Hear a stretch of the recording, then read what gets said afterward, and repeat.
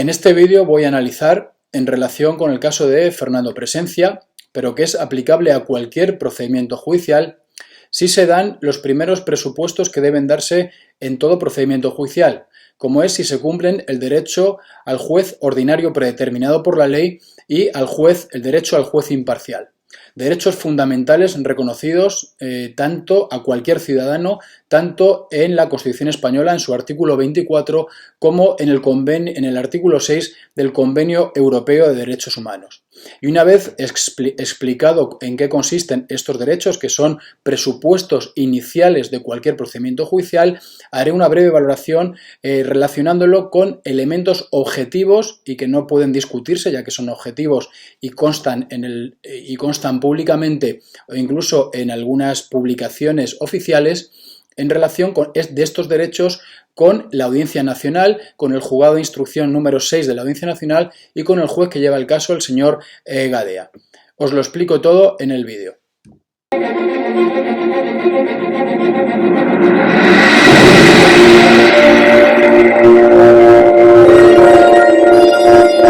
En este vídeo, como os he adelantado, os voy a hablar acerca de los presupuestos que tiene que llevar a cabo cualquier procedimiento judicial.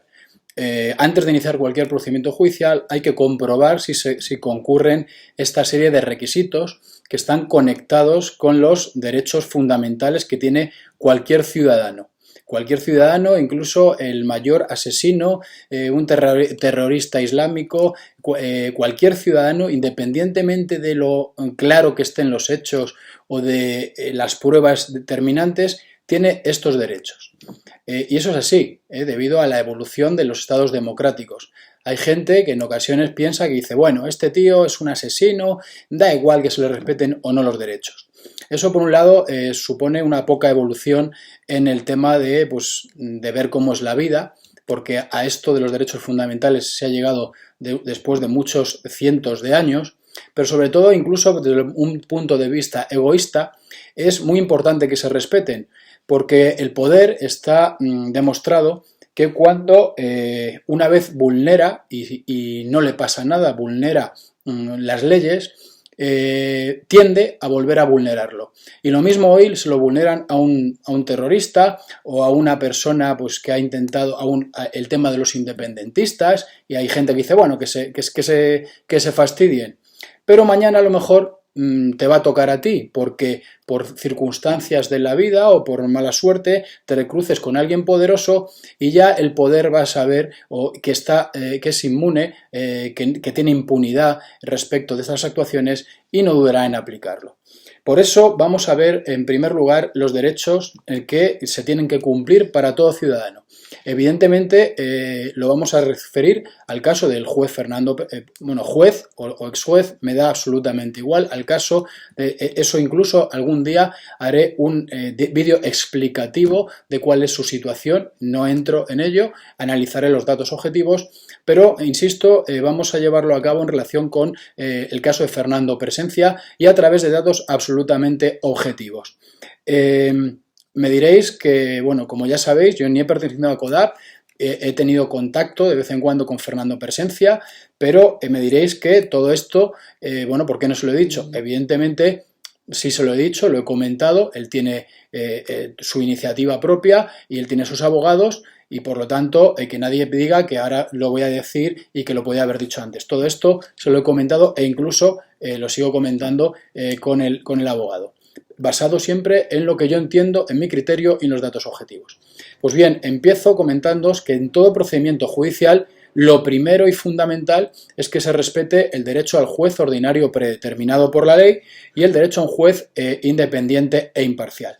Estos derechos están reconocidos en el artículo 24.2 de la Constitución española y afecta a todo ciudadano, como digo, sea cual sea el delito que presuntamente ha cometido, y también está reconocido este derecho en el artículo 6 del Convenio Europeo de Derechos Humanos, en su apartado primero.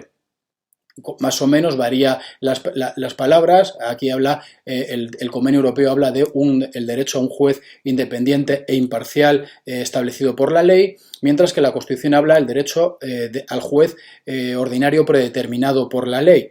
dentro de ese juez ordinario predeterminado por la ley se engloba el derecho a la tutela, perdón, el derecho al juez independiente e imparcial. No porque lo diga yo, sino porque lo dice permanentemente la jurisprudencia del Tribunal Constitucional. En cualquiera os pondré un pantallazo del artículo 24 para que lo podáis ver y del artículo 6 del Convenio Europeo, pero no obstante cualquiera que se meta en Google y ponga BOE Constitución Española y se vaya al artículo y busque el artículo 24, verá que ahí está reconocido ese derecho, e igualmente si busca el Convenio Europeo de Derechos Humanos se va al artículo 6 y verá que ahí pone lo de este derecho. Pues bien, ¿en qué consisten estos derechos? Que es lo más importante. Luego veremos aplicado al caso concreto de Fernando Presencia. El derecho al juez ordinario predeterminado por la ley significa, en primer lugar, que el hecho tiene que ser investigado y enjuiciado por el tribunal o por el juzgado que corresponda. Es decir, dependiendo del hecho que se trate, el lugar en el que se ha cometido y demás corresponde a un juzgado o a otro. Corresponde a un juzgado de Madrid, a un juzgado de Alicante o a la Audiencia Nacional, por ejemplo, como este caso. Para ello, rige también el principio de legalidad, es decir, todo esto no vale que se lo invente alguien en el momento en que pasan los hechos, sino que eso ya tiene que estar determinado en la ley. Corresponde a Madrid por el artículo 14 de la Ley de Enjuiciamiento Criminal, corresponde a Alicante por el mismo artículo, corresponde a la Audiencia Nacional por el artículo 62 de la Ley Orgánica del Poder Judicial, en fin. El juzgado o tribunal tiene que tener competencia objetiva, territorial y funcional. Es decir, objetiva le tiene que corresponder porque la ley dice que ese tipo de procedimientos los tiene que llevar este u otro juzgado. Tiene que tener competencia funcional, es decir, la función correspondiente. Al principio le toca al juzgado de instrucción investigar y luego será al juzgado de lo penal juzgar, es decir, dependiendo de la función, está en uno u otro juzgado. Y finalmente tiene que tener competencia territorial, es decir, el hecho tiene que ser enjuiciado en un territorio concreto. Como decimos, el juzgado o tribunal tiene que cumplir estos tres requisitos: competencia objetiva, territorial y funcional, y todo eso tiene que estar establecido previamente por la ley. El principio de legalidad que vincula a todos los ciudadanos y a todos los poderes públicos, como así establece el artículo 9.1 y el 9.3 de la Constitución Española también, que os invito también a que lo veáis. Pues bien, una vez que el juzgado o tribunal reúne esto de que, por ejemplo, de que le corresponde a ese juzgado, entenderéis que, por ejemplo, imaginaros que por competencia objetiva, territorial y funcional le corresponde a los juzgados de Madrid. Pero claro, como veis, los juzgados de Madrid hay, por ejemplo, a los juzgados de instrucción. Imaginemos un robo que se ha producido en Madrid. Pues si un robo se ha producido en Madrid, le corresponde a los juzgados de instrucción de Madrid con arreglo a todo lo que os he dicho y a lo que establece el artículo 14 de la Ley de Enjuiciamiento Criminal. Pero bien, en Madrid hay cientos de juzgados de instrucción. Entonces, ¿cómo sabemos a cuál de ellos le corresponde? Y aquí entra en juego lo que se llaman las normas de reparto. Los juzgados de instrucción de Madrid se han tenido que reunir en una junta de jueces que tiene que ser luego aprobada por los organismos competentes, Tribunal Superior de Justicia de Madrid y el Consejo General del Poder Judicial, en donde establecen unas normas de reparto según vayan entrando los asuntos. Y vamos a poner un ejemplo absurdo, pero para que se entienda. Por ejemplo, cuando se registra un asunto y acaba en número 1, le corresponde a la instrucción número 1. Los que acaban en 2, a la instrucción número 2. Los que acaban en 3, a la instrucción número 3. Por lo tanto, y así sucesivamente. Por lo tanto, eso no es aleatorio. Cuando, por ejemplo, se ha cometido ya, como hemos dicho, vamos a imaginar un robo, luego lo aplicaremos al caso de Fernando Presencia, pero aquí, como la Audiencia Nacional es un órgano especial, lo intento hacer con un ejemplo sencillo y luego lo aclararemos con el ejemplo más complicado, más especial, como si dijéramos. Ya tenemos, por ejemplo, que se ha cometido un robo en Madrid y que por el territorio le corresponde a Madrid y por la materia le corresponde a los juzgados de instrucción y por la función igualmente porque hay que investigar a los juzgados de instrucción de Madrid. Entonces entra ese caso, esa denuncia, por ejemplo, o ese atestado de la policía, entra en los juzgados de Madrid y el decanato registra ese procedimiento y le da al ordenador, imaginemos el procedimiento, un número de procedimiento que acaba en 3. Pues se va a las normas de reparto, incluso esto ya lo hace el ordenador de manera inmediata, y dice, pues como ha acabado en 3, le corresponde a la instrucción número 3 de Madrid, al juzgado de instrucción número 3 de Madrid, y lo manda al juzgado de instrucción número 3, que ya reúne, como hemos dicho, los requisitos de competencia objetiva, territorial y funcional, y ahora por las normas de reparto y por el principio de legalidad le corresponde investigar ese robo. Pues bien, ahí se habrían cumplido ya ese derecho al juez ordinario predeterminado por la ley. Está todo muy tasado para que acabe en ese juzgado concreto y en virtud de leyes o normas aprobadas con anterioridad a que se produzca el hecho delictivo. Bien, ahí ya se habría cumplido ese derecho al juez ordinario predeterminado por la ley. Y cuando eso llega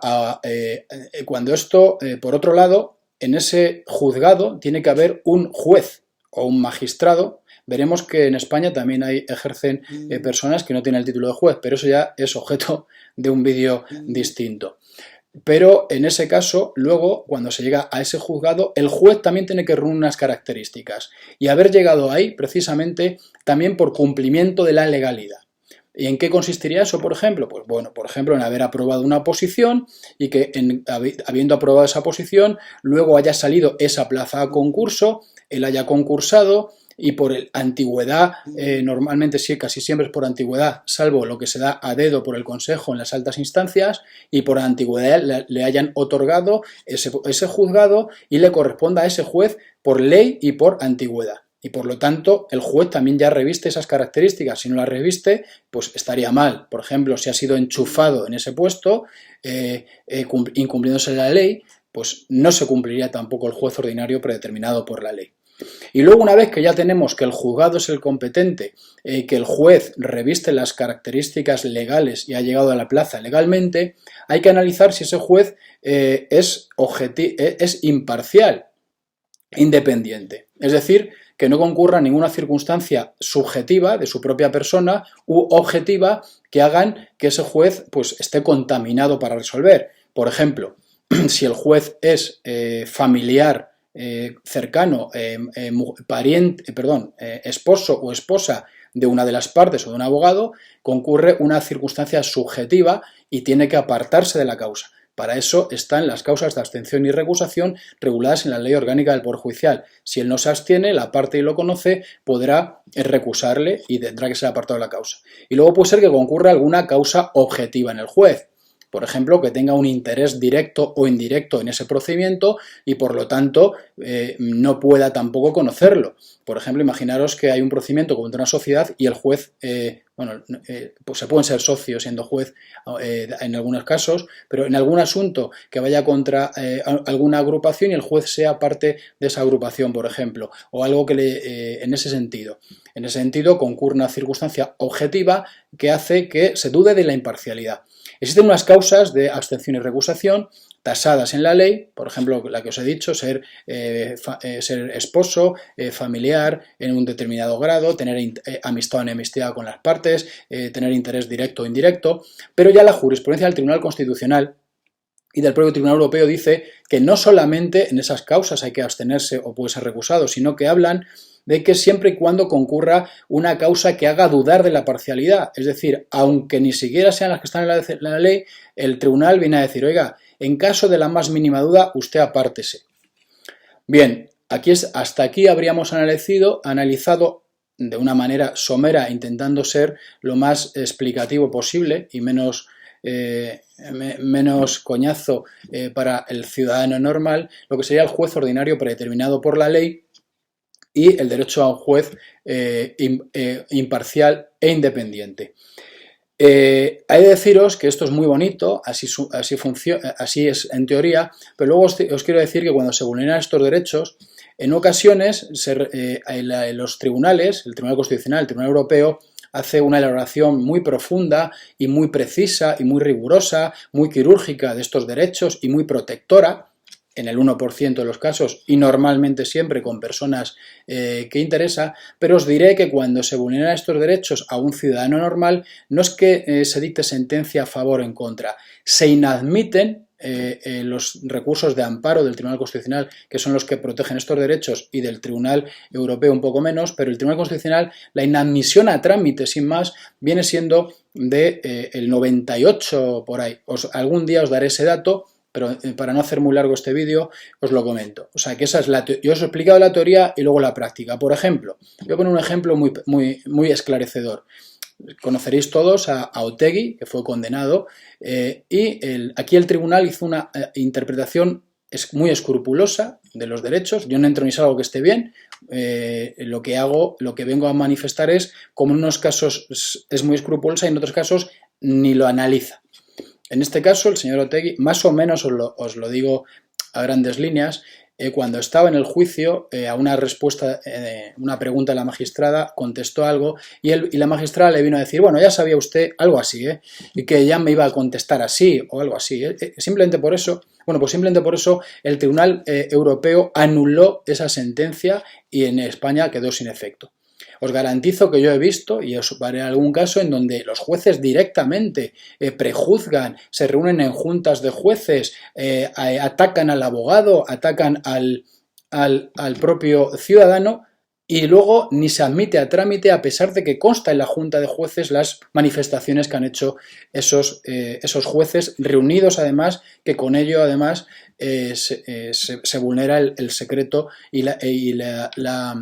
el secreto, o no el secreto, sino el carácter reservado en las instrucciones.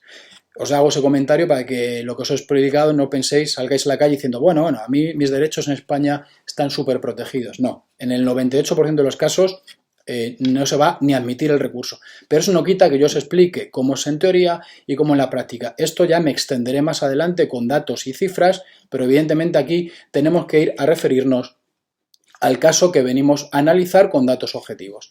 Una vez que ya os he hablado de estos derechos, vamos a ver el caso correspondiente a Fernando Presencia y al resto, a los Royuela, a Martínez Grasa, a Lidia de Acodab y todas estas personas que están aquí inmersos. Lo primero que os llamará la atención, como os he dicho, es que lo está llevando un tribunal totalmente especial, que se llama, que es la Audiencia Nacional. La Audiencia Nacional, ¿por qué se creó? La Audiencia Nacional se creó para temas fundamentalmente de terrorismo o de narcotráfico. ¿Por qué? Pues porque, por ejemplo, imaginaros un caso pues como yo, cuando estaba en Puerto Llano o en Ciudad Real, que tenga que jugar un caso contra una banda grande de narcotraficantes, una banda de terroristas. El juez está mucho más desprotegido. Y el fundamento fue, bueno, vamos a llevarnos a estos casos en un lugar como Madrid, centralizado, con competencia en toda España, y ahí se puede proteger más y además ahí acceden determinados jueces con más años en la carrera y demás. Supuestamente, como ya veremos. Bien, pues esa es la fundamentación. Y una vez que se crea la Audiencia Nacional, pues como os he dicho, para que la Audiencia Nacional tenga esa competencia objetiva, territorial y funcional que hemos dicho, se cumpla el juez ordinario predeterminado por la ley, pues tiene que ser, la ley establece las materias que tiene que controlar la Audiencia Nacional.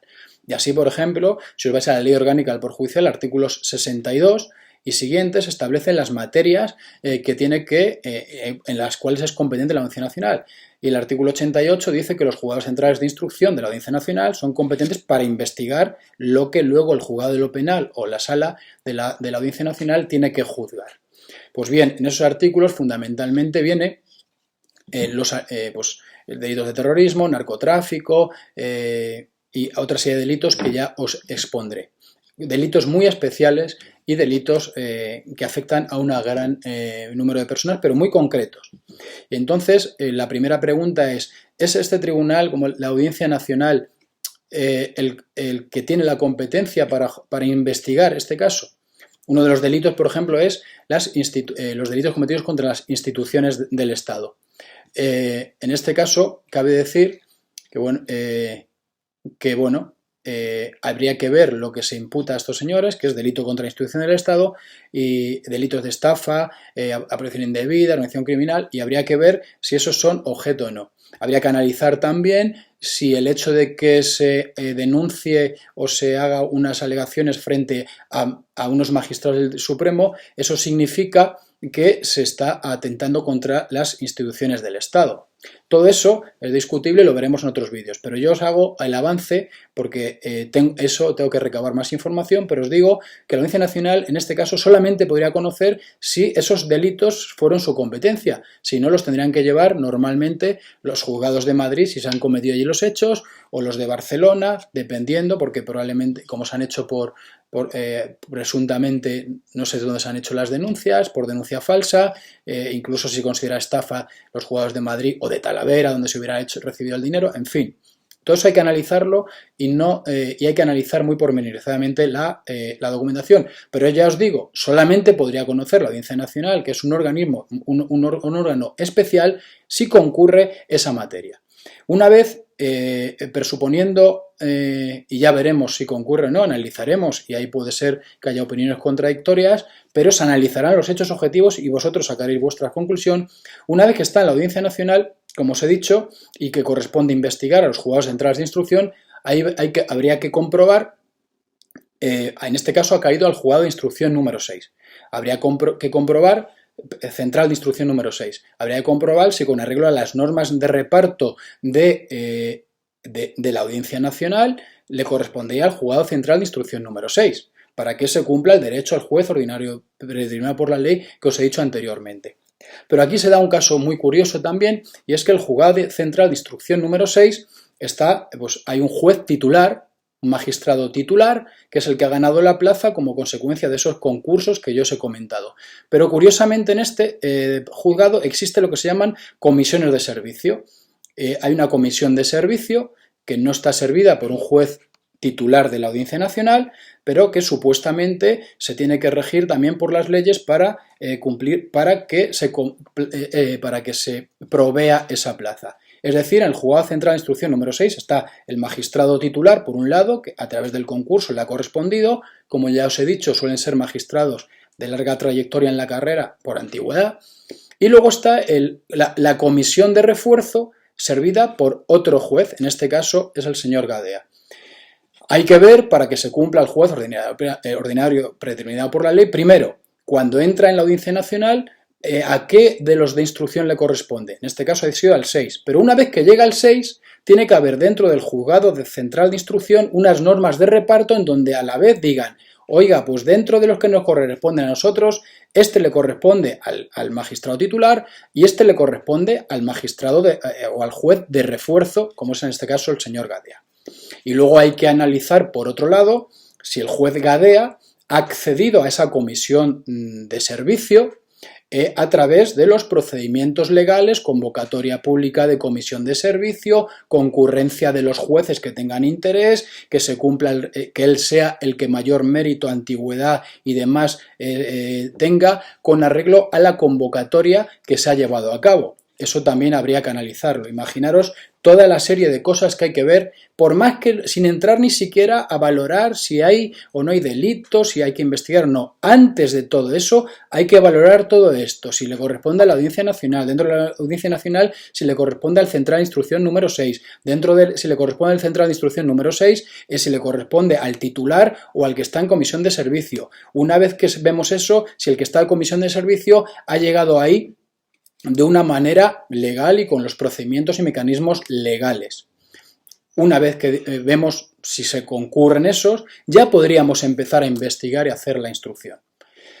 Pues bien, espero, supongo que no ha quedado muy claro, pero lo he intentado explicar lo mejor posible y ahora entramos en la parte más concreta al respecto. En este caso concreto. ¿Le corresponde la competencia a la Audiencia Nacional? Pues como os he dicho, hacen falta una serie de... tengo que profundizar aún más, pero en principio la estafa sin más, la apropiación indebida, todo eso no le correspondería a la Audiencia Nacional. La Audiencia Nacional viene a enganchar este procedimiento a través de lo que se entiende que las instituciones del Estado han sido afectadas y demás. Eso es discutible o no, lo veremos, pero que sepáis más o menos por ahí cómo va la cosa. La Audiencia Nacional, eso sí, es un dato objetivo indiscutible, es un órgano especial, un tribunal especial, para causas muy especiales. Eso es objetivo. Habrá que ver si estos hechos pueden ser asumidos ahí o no. Otro dato que habría que comprobar, eso yo no tengo los datos, es si dentro de las normas de reparto le correspondía al Central Instrucción número 6. Habría que pedir las normas de reparto y comprobar con arreglo al ordenador o la hoja de reparto si es correcto o no. Y una vez que fuera correcto eso, habría que comprobar si dentro de instrucción número 6 le correspondía al magistrado titular o al que está en comisión de servicio, que es en este caso al que le ha caído al señor Gadea. Y por otro lado, tratándose de una comisión de servicio, habría que ver si el señor Gadea, que creo que ascendió, eso está en el Boletín Oficial del Estado, en el año 2015, es un magistrado, como si dijéramos, de poca trayectoria en la carrera, ya lleva unos años, pero hay gente con muchísimas más años en la carrera. Yo, por ejemplo, accedí a magistrado en el año 2009. Yo tendría, si estuviera en la carrera, mucho más que él, por ejemplo. Si lo hubiera pedido, me lo tenían que haber dado a mí con carácter anterior a él, por ejemplo, o a alguien como a mí, y más, por ejemplo, yo he estado en instrucción, en penal, en vigilancia penitenciaria. Pues en cuanto a si esa comisión ha sido correcta o no, pues lo analizaremos y os los pondré en siguientes vídeos. Sí que os digo que hay artículos periodísticos, me limito y no los ahora mismo no los voy a sacar, los expondré, pero hay artículos periodísticos en donde se pone en tela de juicio el nombramiento de esa comisión al señor Gadea. Esto, como os digo, lo voy a analizar pormenorizadamente, os voy a dar todos los datos objetivos, pero hay que decir una cosa, que es objetiva. La Audiencia Nacional es un tribunal especial y el señor Gadea no es titular de no es magistrado titular de la Audiencia Nacional, está ahí en comisión de servicios y habrá que analizar si se ha llegado ahí correcta o incorrectamente, máxime cuando el propio presidente del Tribunal Supremo durante estos años, aunque ahora ya no está, ya dijo que los magistrados se les manejaba a través de la teoría del palo y la zanahoria, como está publicado en El Mundo. ¿Se ha podido dar alguna zanahoria? Las zanahorias siempre conllevan luego una contraprestación, no lo sé. Al parecer hay artículos periodísticos que apuntan que pudiera ser. Me limito a datos objetivos y a cosas que, por supuesto, tengo y puedo acreditar. No es que no lo quiera comentar, sino que para poder analizar y decir cosas como las que os digo, quiero tener absolutamente toda la documentación. Espero que este vídeo pueda ir aclarando algo. Hay que empezar desde el inicio, como os digo, no es que lo diga ahora, evidentemente ahora lo reitero, porque la forma de que luchar contra la corrupción es la publicidad y que vosotros podáis ir entendiendo cómo funcionan las cosas. Veréis que en los colegios hay muchas asignaturas de ciudadanía y demás, pero nadie explica en qué consisten los derechos del individuo, del ciudadano, que ya empezaron a surgir con la Constitución Americana de 1776 o la Declaración de Derechos del Hombre y del Ciudadano de 1789, y a pesar de eso veréis que pocos de vosotros tendríais una mínima noción de qué consiste el derecho al juez ordinario predeterminado por la ley establecido en nuestra Constitución, tanto que hablan de la Constitución y en el Convenio Europeo de Derechos Humanos. Espero que os haya servido. Tenéis que hacer un esfuerzo para ir entendiendo cómo funciona y luego con los datos objetivos que aparezcan llevar a cabo una valoración y que no os dejaros llevar porque si me cae bien, me cae mal, tal. Los datos hay que intentarlos analizar, tener una racionalidad y vosotros sacar las conclusiones. Yo os he dado una serie de elementos para que vayáis teniendo en cuenta. Os aportaré los datos objetivos y oficiales sacados del Boletín Oficial del Estado, de artículos en prensa y demás, por ejemplo, y vosotros sacaréis la conclusión. Os ruego que apoyéis el canal, os ruego que deis al suscribir, al me gusta, a la campana y el que pueda pues apoyar el canal con donativos, ya que evidentemente esto conlleva un trabajo extra sobre el día a día. Un saludo y nos vemos en próximos vídeos.